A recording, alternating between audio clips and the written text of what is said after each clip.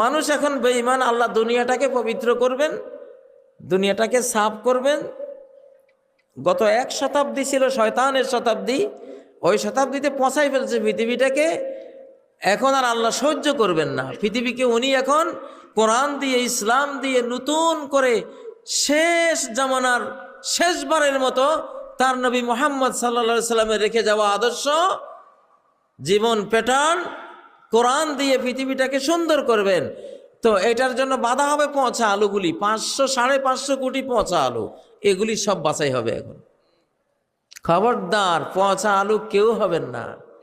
আমি ভাই কিন্তু ওয়াজ করি না, এটা ওয়াজ না, আপনাদেরকে একবারে মরার খবর দিয়ে গেলাম। আমি এটা হবে, এটা বাস্তব। ওই যে খিজির আলাইহিস সালামের ঘটনা থেকে ইঙ্গিত দিলাম, নুআইম ইবনে হাম্মাদের হাদিস, এবং বর্তমান বিজ্ঞানীরা সবাই বলতেছে হ্যাঁ এটা ঘটবে, এটা আসতেছে। বিশ্ব পরিস্থিতি সেদিকে যাচ্ছে। এবং 2025-এই স্যামসাং কার্ড